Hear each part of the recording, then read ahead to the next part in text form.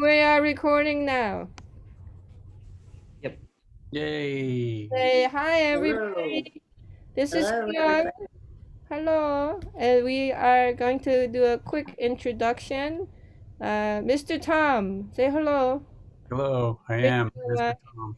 he's the owner, director, guitar teacher extraordinaire of Nutley School of Music. He's the founder of the rock program here, which he was dreaming of since he was a kid. So, as his wife, my name's Kyung. I'm very proud to be his wife, helping him with the rock program here since what year was that time? 19 no, no, 2000 8. 2008. Okay, so Gosh, our first one of the first members, the founders of the rock program, Mr. Kieran Becuet, he's here with us. Hello. Our longtime Thank fan you. of our school and Tom's student for many, many years. So he has joined our team recently, so welcome, Kieran. He's doing great work with us with some video production and also some office work. So welcome, try. Kieran. And I want to introduce you to Miss Barbara. And Barbara is our uh, Barbara is our main office manager, uh, administrator here at our school. Again, long time fan of our school since I don't know, I 2000 year 2000 I'm guessing, or 2001. Yeah. If Stephanie was, you're right. Yes, you hit Kinder it on the music. head. I think. Mm-hmm. Kinder music. Right, back in the People, yeah, people call our school and ask for Barbara. They don't want to talk to me. They want to talk to Barbara. Uh, welcome, Barbara, and she's also a music parent of two wonderful children, Zach and Stephanie. Since they were babies, they were coming to our school for, wow, about 19 years, maybe, since they've started with us. They're all grown up now, wonderful people. Thank you, Barbara, for joining Thank you. Thank you. My pleasure. And we have Miss Christina Soretsky. Hello. Our, she's our other main office manager here, and again, she's also a music parent, wonderful children. She has two, Luke and Mark, and they were very, very young too. I think they're like in third grade or second grade. Luke, Right. Mark was going into second, and Luke was going into fifth grade. Right, so they've been with us for a very, very long time. How long is that? Like 7 or 8 years, something like that. Years, and she's been instrumental with our marketing and being my informant of all things going on in Nutley schools. And so welcome, Chris. And we have Bob and Doris. Hello. My parents-in-law. So welcome, and we're here to sort of hang out with you guys and talk about what it's like to be music parents. And you've had Mr. Tom here, so we just we're talking about, we might have some questions for you that you may answer that could help other parents of musical children. So here we are. Any comments so far? Hello. Hello. Yeah. How are you? We'll try not to embarrass Tom too much. Yeah, so I don't know. I mean, this is our first episode. I named it Celebrating Music Parents, episode 1, Mr. Tom's Parents. So Sounds yeah, like a good start. yeah, this is one of my ideas, and we were talking with the Barbara and Chris, and like, what would it be funny to, not funny, but really fun to hang out with Tom's parents and ask them some questions about Tom. So, how do you feel about that, Tom? Great.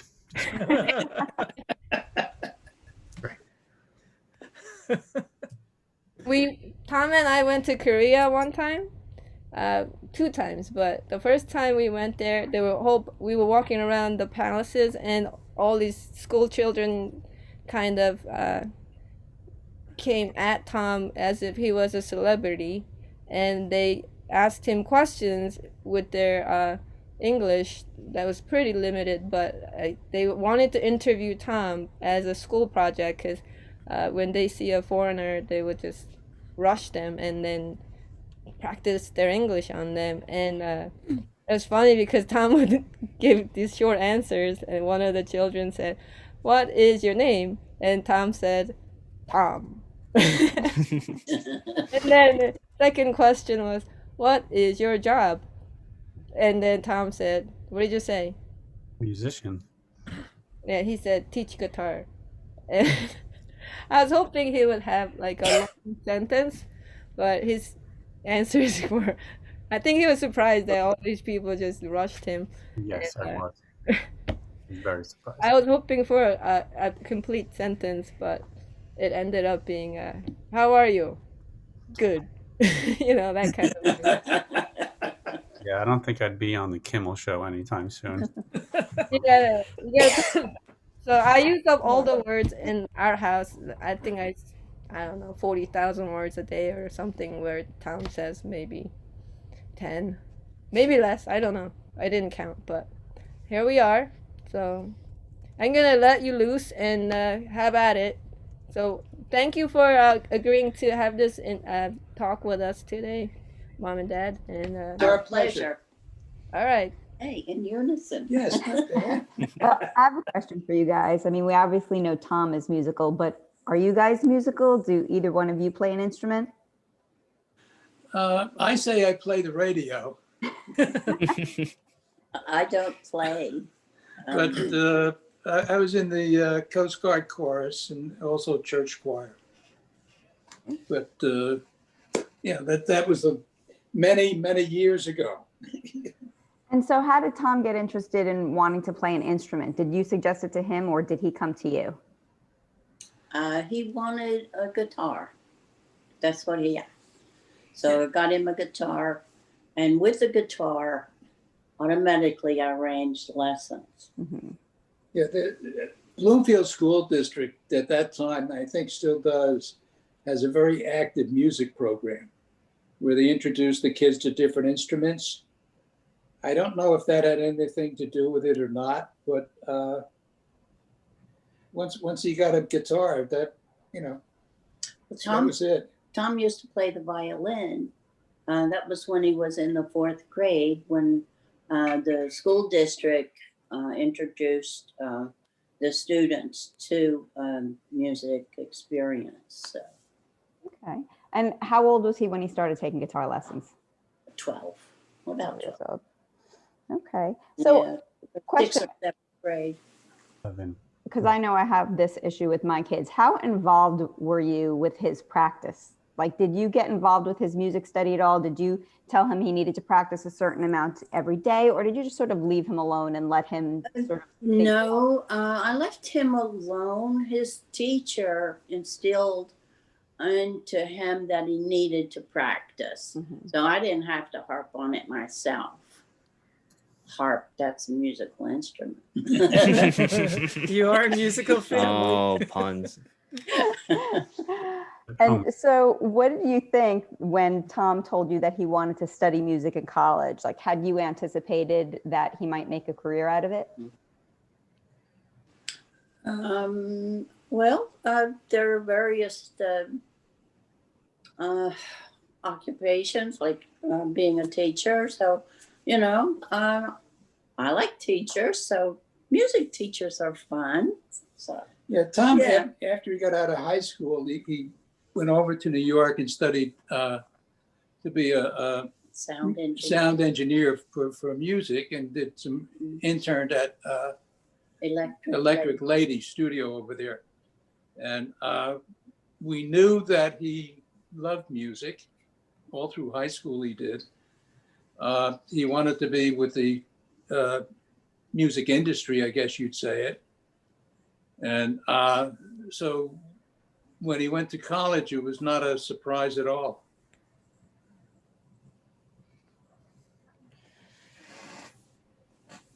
And we as long as he was doing what he wanted to do and was happy with it, that's all a parent can really wish for.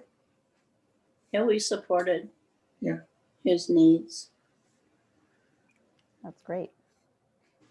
So you kind of integrated that role of music into your family. It played a role broadly in the family, I guess.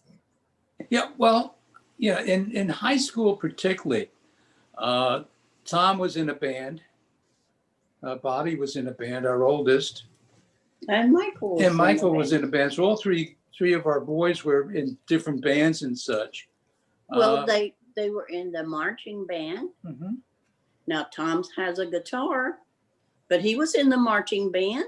He had a helper that took his amplifier and everything to the field, and he played that. Yeah, He played that. Bobby played drums. Yeah. And So we're a musical family, basically.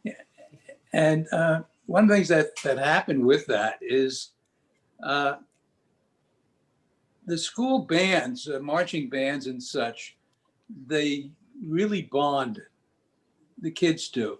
No, the kids are wonderful. And they're all great kids. They really are. And we got to know a lot of them. Oh, during the holidays, the whole marching band marched through my house and decorated our tree. Yeah. We had a wonderful time during the holidays with the children. Yeah, it's it's great. You know who their friends are. You know what they're doing. You're comfortable with it. It's a win-win. Well, I'm impressed that Tom had a roadie at that young age and period of his celebrity. And I'm also chuckling at the way, at least as I understood you to say, the journey began with the sight of a guitar. And there's kind of nothing like a trip into a guitar store to make you dizzy. Exactly. And yeah, I understand that. And, he's probably got quite a collection since that first guitar, I'm sure. Yes, I bought his first guitar from Music Magic in Montclair. I guess they've changed their name now to Montclair Music, but that's where he got his first acoustical guitar. Yeah, Tom wanted actually to play classical music. And that's what he majored in college, was classical. Performance. Performance, yeah. Yeah. It's beautiful. Mhm. Yeah, classical guitar, so beautiful. Mm. I'm interested to know how you perceive that learning an instrument shaped Tom. Oh, well, it just brought him out of his shell.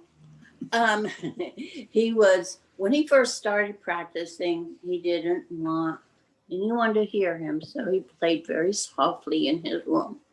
And my mom used to sit on the stairs so she could listen to him play softly. So, He really didn't want anybody to hear him. yeah, but the music, he met lots of friends and he just exploded his world. Yeah. That's a terrible expression, isn't it? Exploded his world. No, it really came out. He blossomed, really. For the record, no one heard me play a note for 3 years. Wow. Well, Well, that's interesting because one of my other questions for you, and I guess this developed over time, right, is if you enjoyed the sound of music practice in your home, and I guess it may have taken a while then for you to even hear anything. But after that, did Tom did it get loud? Did he play loud and late? As the rock bands were formed, they always practiced in our basement, humble as it was. Yes, it got really loud. My husband would go downstairs and go, like this. So then they would turn the amps down a little bit. For about 5 minutes. We talked to the neighbors about the music. You hear, oh, we never hear them, but if we did, we wouldn't mind. And how could that be when Bob could hear the band when he turned the corner to come up to the house? I mean, Well, that's really nice. I didn't think of this when I was, anticipating what questions I might ask you, but the importance of good neighbors, really, because we've enjoyed the same thing in our neighborhood, some really supportive neighbors that enjoy the music. It's like, turn it up.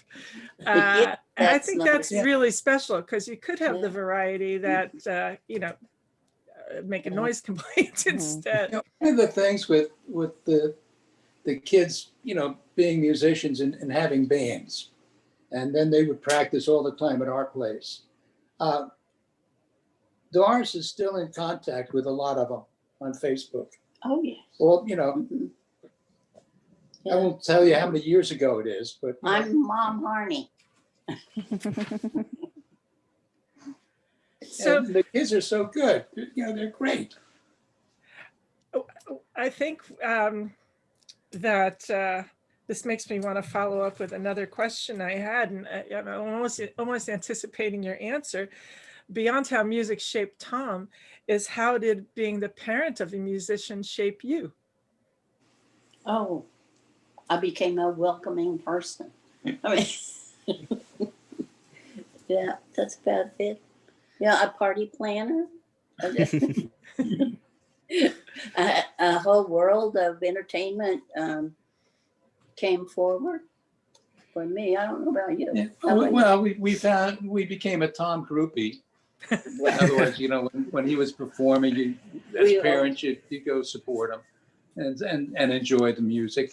Yeah, we went to everything. Yeah, and All the kids. when Tom was in going to Montclair, and he's a member of the music fraternity there. And at one of our Christmas parties, where it was open house for all the kids and their friends, the fraternity came and they serenaded Doris. Oh, Uh-huh. that Yeah. was so wonderful. Yeah, we thank Tracy Tracy, yeah. Murray. Yeah, Yeah. Tracy. And one thing we noted about the kids is that they're so accepting. If you can play music, you're fine. Come on in and play. That's no matter who or what you are. That's great. That's Yeah. great.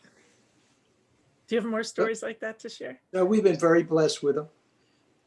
Well, one year during the holidays, so my parents would basically open up our house in the holidays for whoever wanted to come in. They would have a Christmas party, and part of it is like a tree trimming party, and people would come in and decorate the tree and hang out. And when I was going to college, I was part of an early music program. Early music meaning like early, like Baroque and earlier music, early music, not young music. And we find ourselves having a viol consort complete with a lute in our living room, with Mark Farley playing the lute. It's a fantastic guitarist. Mm-hmm. And I never imagined, when I was a kid, I never imagined in a million years that we would have a viol consort with a lute in my living room. That's fantastic. It's absolutely wonderful. My parents were cool with anything music. They were cool with. To follow up on that, from the student's perspective, it's interesting how you went from not wanting to hear, or not wanting anyone to hear you play, to being more extroverted with your music. How did that happen? Like, why did you start off as more introverted? Was it just confidence in playing, or? Well, If I can interject before Tom answers that, is one of the things Doris did is, unbeknownst to Tom, recorded him and then played it back to, I think it sort of gave him some confidence that hey, it didn't sound bad. Yeah, that's pretty much what happened. You know, we're always our toughest critic, right? Or we should be. If not, you got a problem.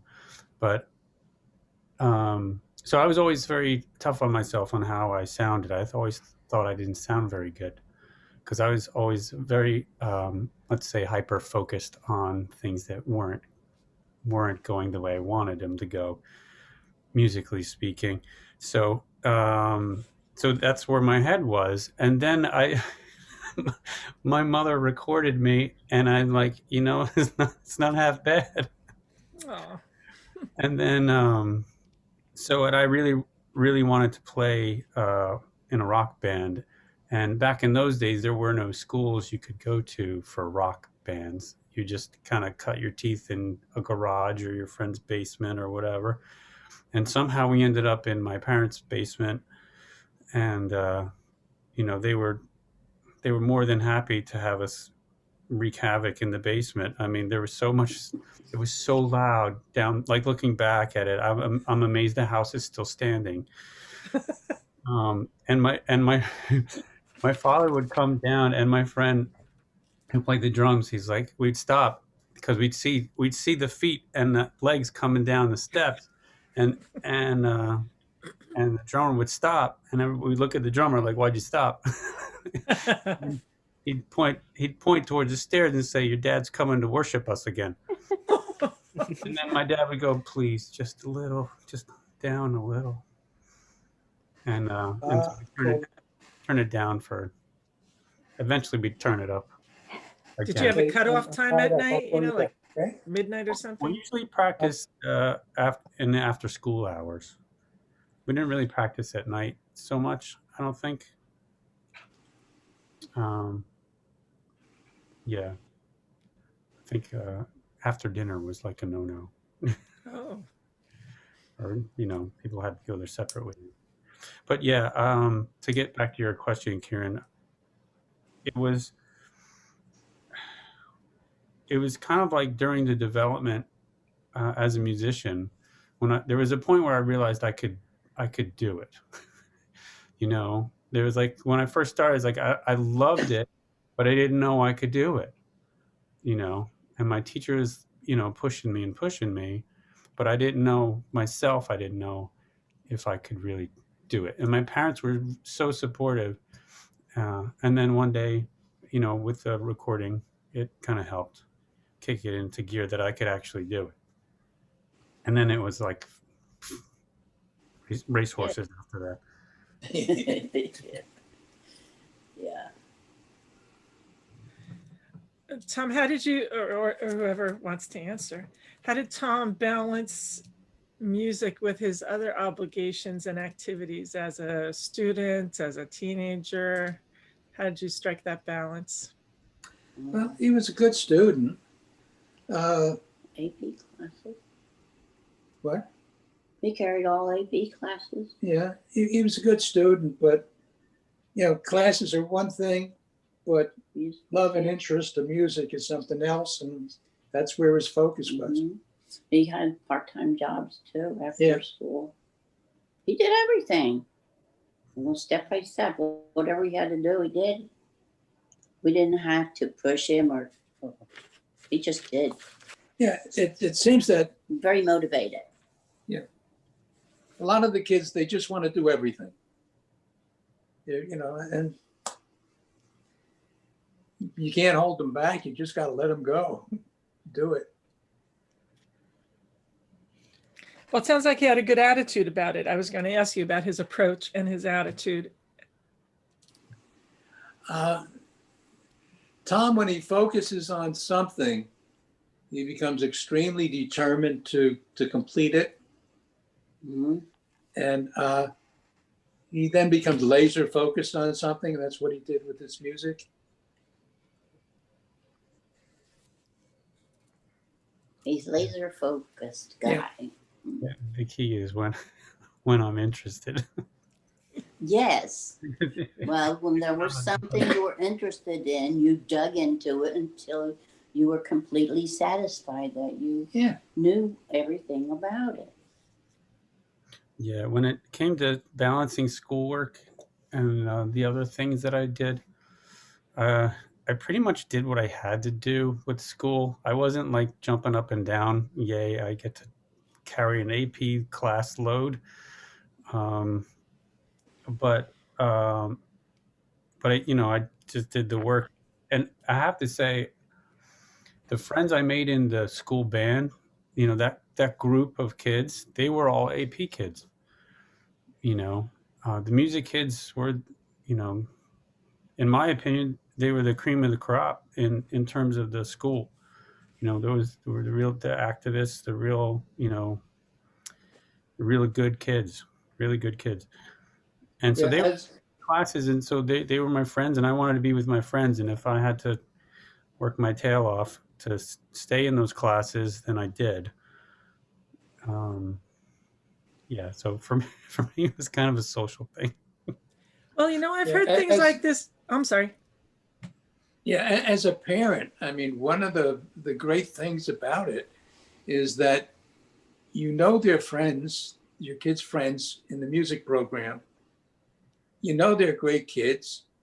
They're all achievers. You're very comfortable with what they're doing and who their friends are and what their hobbies are and so forth. So as a parent, it's very comforting. I was going to follow up by saying I've heard this sort of thing said before, and I wonder if you mean to suggest that there's some connection between the study of music and achievement in other areas. I don't know if it's the music to the achievement or it's the achievement to the music. I think it may be that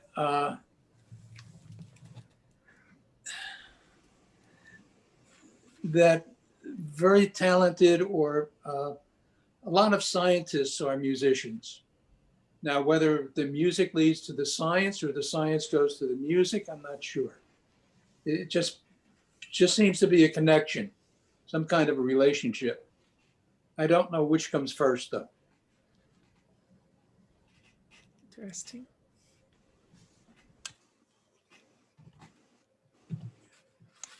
I don't have any other questions. Do you, Barbara? I don't know. I could keep going all day. I'm kind of enjoying this. Let's see. Barbara, you asked really tough questions. I aim to please. Well, let's see here. It's good that they're tough though, because I feel like a lot of parents, maybe it's like their first time handling this sort of thing. So it's like they probably have the same sort of. I can't speak, but I feel like I'm speaking a bit on their behalf, but I feel like it's helpful to get the insight. So it's good that they're tough. Well, Chris asked a question about your involvement in his practice. And I think she meant specifically the routine of practicing and reiterating a lesson day by day. I know a lot of parents wonder about, how frequently, how long that practice should be, how rigid you should be, or how imposing you should be on that schedule kind of thing. And I suppose everybody has a different way of handling it based on, the students, the teacher's recommendation, whatever. I suppose there's great variety there. I'm just wondering if you could just say something more about that. Did you find like a very strict discipline to be useful, or just something more, broad in terms of an integration of music into his life in general? Well, Tom himself is a disciplined person, and he was interested in his subject matters and his music. So he took care of that. I didn't have to force him. He did it on his own. Yeah, another thing too is that as parents, our goal was not to see Tom become a great musician. Our goal was for Tom to be satisfied with what he was doing, be happy. If it was music, great. If it was basketball, great. If it was anything, great. As long as, that's what he wanted to do and that he was happy with it. So, as I say, we didn't push him to practice because our goal was not to see him become a great musician, just to be satisfied with himself. His teacher could tell Yeah, when he didn't practice. yes. So I think I left it up to the teacher to be the enforcer. Mm-hmm. Mm-hmm. Let me tell you for the record, every time I went to my lesson, I was quaking in my boots. Geez, Tom, what are you saying? Oh, well, my teacher was fantastic. I'll tell you a funny story. But in the beginning, when I was learning how to read music, I didn't enjoy the process. Let me put it that way. I didn't enjoy the process of learning how to read music. I loved the music, but it was frustrating to me to actually sit down and read like Mary Had a Little Lamb when I wanted to play, Led Zeppelin and Jimi Hendrix. So, but what came naturally to me is recognizing patterns and kind of memorizing music. So my teacher would play these examples and I would just memorize them. And then I would go home and practice them.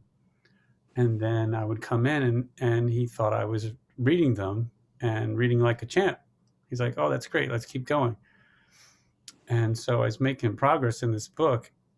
And then one day he's like, hang on a second. And he put this piece of music in front of me and it's kind of burned in my memory. It was on just a green piece of photocopied paper. And it was just a random melody that I should have been able to read. And I'm like, well, I got to take it home and work on it. And he's like, yeah, I thought so. It's like you've been playing by ear and memorizing instead of reading. And they took me to task on actually reading. And that was a frustrating thing for me, but it was one of the best things ever. And I realized I had, some real work to do. And it was that week where I was like, okay, I'm going to do this or I'm not. And I said, okay, I'm going to practice every day because I wasn't practicing every day. I was playing every day, but I wasn't practicing every day. There's a difference, right? Pick up your guitar and enjoy yourself, but not make any progress musically. So I said, okay, I'm going to practice every day this week. And if it doesn't work, then I'm done. I'm just going to forget it. And then I practiced every day. I really concentrated and did what my teacher said to do. And lo and behold, guess what happened? It clicked and I was able to do it. And I was like, oh, this isn't half bad. I can muster this. And so I had a great teacher. My first teacher was named Bob Kearns, and very cool dude. He used to ride a Harley to lessons. He was a great guy. It was very cool. And I would get there before him and I would wait. I was his first student of the day. I remember this on Tuesdays. And I would wait for him with my little guitar, my baseball hat, 12 years old, whatever. And then I'd hear him before I saw him because, it was a Harley. It's like, I'm like, he's here. I'd be half excited and half scared, right? Because of what he would ask me to do and if I could do it. But it was a great time. And I have to say, signing me up for lessons, it was like probably the best thing that ever happened, musically speaking. I don't know what I would have done if you hadn't signed me up for music lessons. So Mowed the lawn. You know, back to what my dad was saying, you know, at one point I was debating on whether to go to school for music or not, you know, because I was interested in electrical engineering and like all these other things. And my dad said, you know, I don't care what you do, just be the best that you can be. It's like, I don't care if you know, you're a garbage guy picking up the garbage. Just be a good garbage guy. You know, if you want to do electrical engineering, be a good electrical engineer. If you want to be a musician, be a good musician. And it was that kind of, I guess, support and belief that let me choose what I wanted to do. So I guess, you know, they're an example of letting the student just become on their own. Just letting you grow. Yeah. I know some kids you really got to corral and get to focus. But I think it's really moving in the way that you've described that support, you know, in the various things that you've said. But Doris, are you suggesting that there were times when Tom played the guitar and let the grass grow too long? No. What else? I could understand that if you were to say yes. There wasn't anything in the house, you know. So if he wanted to go to lessons, sure. I had to be disciplined to get him to his lesson on time. That's what changed me. Was there any were there any tips and tricks and tips about getting kids to their lessons on time? Alarms, sticky notes. To have it on the calendar. Start early. Yeah. You know, be ready. Get everything ready. What if you're ready? What if you're ready but the kids are not ready? What do you do, moms? Take them anyway. You have to go. Here's your instrument. Here's your guitar. Here's your music book. Get in the car. I think sometimes his desire to go for his lesson correlated directly with how much practice he had done. Yeah. oh, absolutely. Yeah. There were some weeks where I was hoping the phone would ring and magically I wouldn't have to go to my lesson. Other weeks I couldn't wait to go, and some weeks I was just like headed to the gallows or something. Oh my goodness. It depends on the practice. It sounds like you may have felt that way, but your parents were in it for the long haul. They realized that this was part of your life, and 1 week that might have been a little, you know, that you might have been under on your practice in the whole scheme of things. You know, you'd compensate for it later, that you were on the long road to integrating music into your life. You didn't have short-term goals only. I may not have said that right, but I was kind of moved by what you said, you know, about this becoming not just a task that he, you know, checked off each week, but an integration of something into his life permanently. Yes, it was permanent. Look at him now. Well, well, kids, you know, I mean, a lot of times they don't want to go to something, but once they're there, they're great. They love it. They just don't want to stop what they're doing to do something else. That's me now. I do have a question for all the parents. How do you deal with children that are really tough on themselves? Like even so much so that you want them to relax about, you know, anything. Could be music or anything else in life. But I see children putting a lot of pressure on themselves, especially when they get to high school, but sometimes even younger, even as young as 7 years old, they're really tough on themselves and really down on themselves. Any suggestions for parents that deal with this? Yeah, secretly record what they're playing and then let them listen to it. There you go. That's a good tip. That's a good question. Yeah, I mean, maybe just letting them know they don't have to be the best. They just have to do their best, and whatever that is in that moment, in that week, and or in that day, because you're gonna have some days where you feel on and some days where you feel off, and that's life. So to help them sort of become accustomed to that. I recall emphasizing two things. One, yes, to do your best, but I'd often append under the circumstances. Do your best under the circumstances, which would allow for some latitude, from time to time. And I also recall saying things like, it's not just a project, it's your life. So, you have to find a way to integrate it for the long haul. It's not just a one-time project, this is your life. So, you can spread it out. It doesn't have to be just this moment of intensity, Right. So just speaking from experience, me and Tom, we both feel like this music learning, there's no end.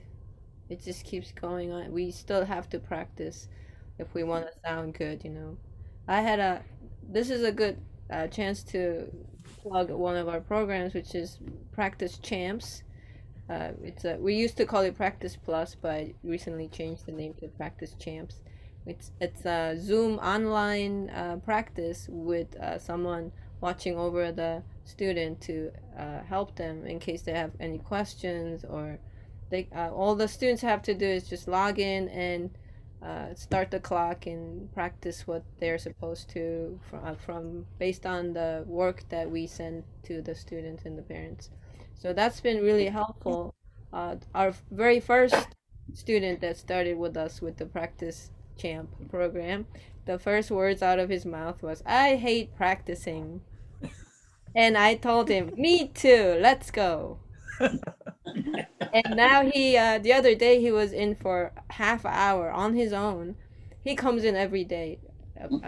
That's what his mom was making him do anyway. And the mom says now he just practice on his own with the coach online, and he just does it. And he was supposed to only do 15 minutes, but he did 30 minutes last time he was here, and he doesn't say I hate practicing anymore. I think I just kind of threw him off when I said I hate practicing too. Let's do it. Yeah. That's an excellent idea and a great story. Sometimes you just do what you don't like. If we only did all this stuff that we've been avoiding, like cleaning my house, we'd be better people, right, Tom? Right. Right. But anyway, I'm sure you guys have stories that involve things you don't want to do but still have to do, and it makes you better people and get it done. Just feel better and keep going. I do want to say one other thing in terms of the support that parents can give to their kids. And Barbara, I'm sure you did this, Chris, letting the kids go to concerts. Now, with COVID, concerts are a no-go, but I'm sure in next year or two, there's going to be concerts galore. Because it's going to be, like an eruption of concerts, I think. My parents let us go to pretty much any concert we wanted to go to. They took us, and that was a big motivator, because I wanted to play music, and then so what do? You go see the music you want to play. I got to see my heroes on stage many times, because my parents were like, "Yeah, let's go. You want to go to this concert? All right." We had to do our chores or whatever around the house. There's no free lunch around our house, but Yeah, you guys even got me to take you to a Judas Priest concert. Oh, Dad. my second concert. Yeah. Oh, Ozzy Osbourne. Yeah, that was an infamous concert too. Because that was the last time that Judas Priest was allowed to play in Madison Square Garden. Wow. I was 14 years old at the About time. that, Thank you. Could be. I was 14 years old. We go to this concert. There's my dad at a Judas Priest concert back in the 80s when Judas Priest was new, right? And it was, all these metal was kind of new, commercial metal. And so there was all these ruffians and metalheads and who knows what. And there's my dad. And also memorable, that concert was memorable for many reasons. The first and foremost is I got to see a real live rock band that I'd been listening to over and over again. I got to see them in person for the first time. There's no feeling like that. So exciting. Made me seriously want to go home and practice. There's two types of reactions when I see amazing musicians. One is it makes me want to go practice right away, or it makes me want to quit. Like I could never be as good as this guy. Why am I doing this? But I was really excited and motivated at age 14 to see, my rock band that I really liked. And also at that concert, walking around, I saw Joey Ramone of the Ramones.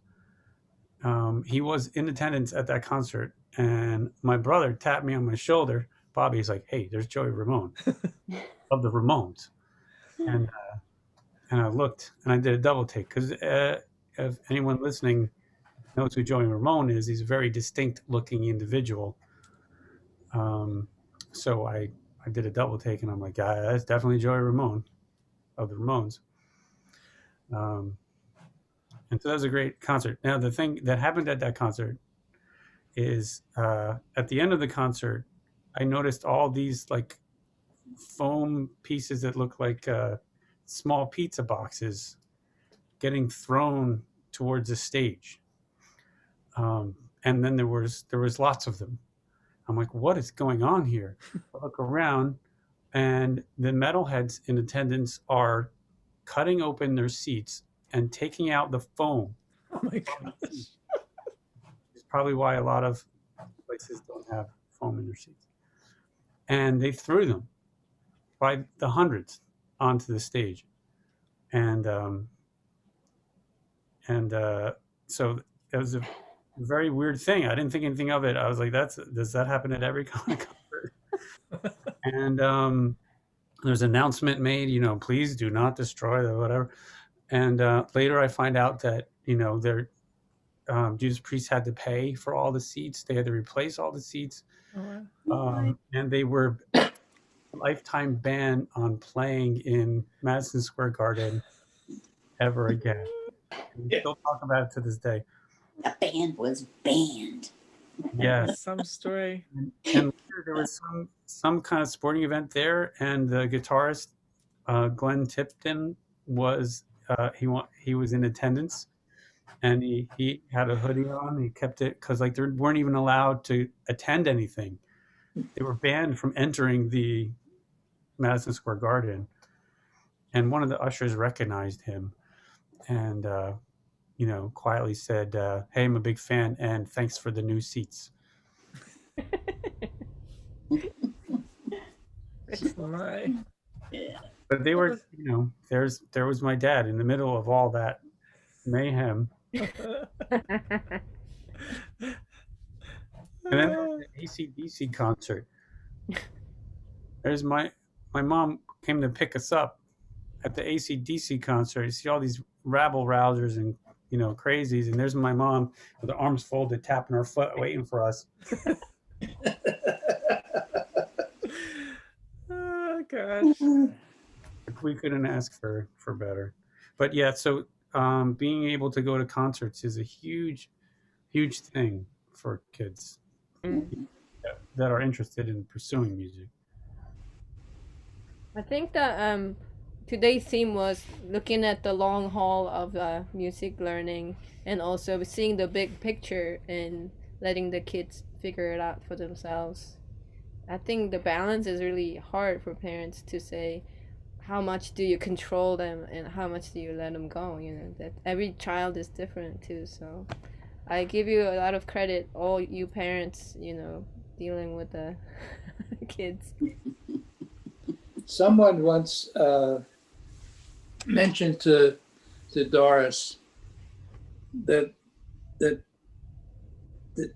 this, we keep remembering this, is that kids in a way are like quicksilver or mercury. That if you hold it in your hand, it's fine, but if you squeeze it too much, you lose it. Slips through your fingers. So you got to sort of just guide. Be gentle. Yeah. That's what we've tried to do with ours, you know. Not squeeze them too hard. Yes. Wow. You've obviously produced a great musical success here, for sure. Yes. I see him as a success. Well, if he's Yes. happy, we're happy. Oh gosh, I'm going to be crying by the time this is over. I Wow. think we're gonna try to wrap it up. But do you guys have any other questions, burning questions? Last call. Did you get to ask everything? Okay. We may have a part 2, who knows? I really like to talk to the parents to help other parents. So we should keep doing these interviews. We will have a good database of things that come up, the questions that can be, answered. Maybe you might want to start a parent support group. Yeah, I thought of one last question. Can I ask it? sure. Sure. There's time. Is there a particular song that Tom played or plays that you just love, like a single song, or vice versa? Tom, is there a song that you play because it reminds you of your mom or your dad or something like that? I mean, I know I have a couple of songs that there's nothing that can make me happier than to hear the kids play just that one song. Mm. Is there something like that for you? I have to think about that. Mm. I don't know. I don't know about that, but I do remember in his early days as a student, he loved playing the theme to Peter Gunn. Yeah, after the For my mother. He played it for his grandmother, Mm. and she loved it. Mhm. And I also remember Tom's great performance when he did Freebird. Oh. I loved that. Yeah. He was so exhausted from playing that he actually laid down on the stage and continued playing. True showmanship there. Oh, showmanship. But I didn't ask him to play that. So, it's That's just great. one of the great ones. Yeah, that was a good one. What is your song, Barbara? Well, of course, I love when Stephanie plays Trauma Rye. Okay. Mm. And for Zach, I don't know if there's a single one. I really am moved by some of his own compositions, so I do have some favorites from him, but those that he's composed by himself. But and I always love when they produce something together. And they did give me a song that they did together for Christmas. It was my Christmas gift, and it really means a lot. It really Special. means a lot. Mhm. I wasn't prepared to answer this myself, but some things are coming to mind. Like I remember one time Zach made me like a little mixtape so I could be more relaxed when I was driving in the car, because there was this period of time when I was really tense about it. And he was young, but he did that for me. I mean, so many memories involve music in some way or another. But in answer to the question that I asked Doris and Bob, I do have a couple songs that really, are meaningful to me when the kids play them. Yeah. How about you, Chris? Do you have a favorite one from Luke and Mark? For Mark, when he plays the drums, no matter anything by Rush, because he's just so into it. He just loves that band so much. And then on piano, he's really gotten into like the Rock of Ages songbook, and he's just been picking it up lately and just playing the music from that. And that's, you know, that's the music from my era. So I love to hear him play music from that. And for Luke, it's on the piano, it's when he sits down and he does Christmas music, like especially the Charlie Brown sort of jazzy soundtrack, and he just sort of sits and plays that. And I love that. That always sort of puts me in the Christmas mood. And singing, you know, he's probably anything from Les Mis, because when he did that show, he really, you know, he really brought feeling to it. So Also, the Rock of Ages, the lead, yeah, that was amazing. Yeah. Yep. Awesome.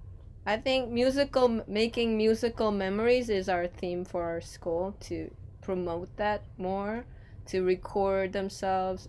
Because of COVID, we did a lot of video recordings for recitals. mhm. Hope the parents get some kind of a keepsake that's kind of done at a higher level rather than just casual recording their kids. So that's something that happened that was good, that came out of being, you know, limited.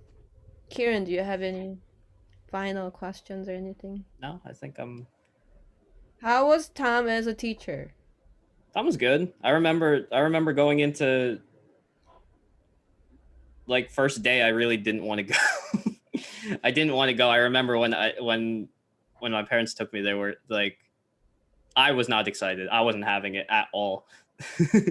And then it was like, I think what kept me was like the simplest stuff got me really hyped. I was like, oh, sweet. I can play like 3 notes. I'm a boss. So I think that's what kept me into it. Is like the simple, knowing that I could do this, like even simple stuff. It was very, very cool. Awesome. Right. Thank you for sharing Karen that. was one of our founding members of the rock show, the rock program. Yeah, when we did the first rock show, Tom came home and said, I feel so good. It's like the best thing I've ever done in my life. Like he felt very accomplished at that point. After the first rock show, it was a big moment for Tom, and Yeah, feel I see that. it was There was a distinct feeling after the rock show where Josh, Mr. Dewald, it was he and I that put the rock show together, and afterwards, like everything was over after we packed up. There was a moment where we were outside the venue, and we had packed up everything, and we just took a moment and kind of realized what we had just done, and it was a very moving moment to realize that we, you know, did something that could impact these kids and have something to do with the trajectory of some of their lives and all that. It's like it's a big deal. It's a big deal for us, and we actually pulled it off. And As a parent with kids who have done rock show, number one, I can tell you as a parent, walking out of there at the end, you're so impressed because there are these little kids who are just playing together so well. And it's just amazing to see that level of skill in kids so young. And then the confidence that comes with for the kids. I mean, both my kids, you know, just the ability to be in rock show. I think that's one of the things that really helped Luke overcome his stage fright, because he had the first time he was going to go do rock show, we put him into singing lessons because he had some issues with stage fright. And I remember 2 weeks before the first concert with his rock band, he was like, no, I can't do this. And I was like, you have to do this. I was like, it's like you're on a team. You can't just like leave the team. And then after that, no issues. And his band and his teacher really sort of saw him through that. And like now you can't get the kid off a stage. So, but just the level of confidence that comes with that for these kids, I think is so, you can't put a price on that. Yeah. No, I remember. Yeah. They I get, remember- it was like exciting. It was just like we were so excited to be in that back room with like I remember first year they hadn't cleaned it up. It was like there was like a half broken table and like a dingy mini fridge, and we were like, oh man, we're rock stars. Like we're actually rock stars. This is sick. Yeah. Gosh, Awesome. Rock Show is like a holiday on our family calendar, honestly. And the event itself, of course, was always just spectacular. But I also thought the months of weekly preparation beforehand in the olden days over like a long cold winter culminating in a spring rock show was really valuable too. It gave them something to do each week and develop friendships and the camaraderie of a band. It was good for so many different reasons, but a real lot of fun too. For sure.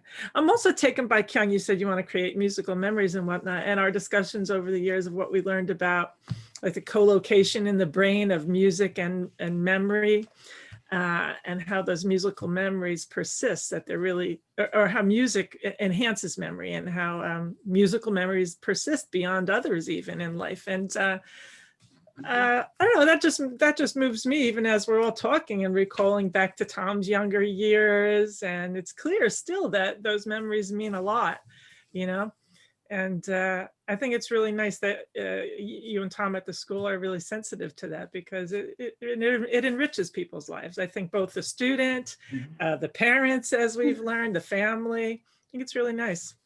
Yeah, I think beyond just lessons, we're gonna focus on making musical memories. When the kids are young, it's more precious, When they turn 50, it's like, him.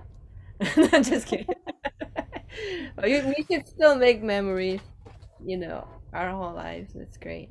But back to the rock show. I'm just picturing kids wearing the rock show shirt and other kids who were not there asking them, where'd you get that shirt? And they say, well, and the other kids might guess, oh, were you at a rock show? No, I was the rock show. And that boosts their confidence. So I've imagined it, but I heard stories from kids where they're very proud of the shirts, and we purposely don't just give them out. You have to earn it.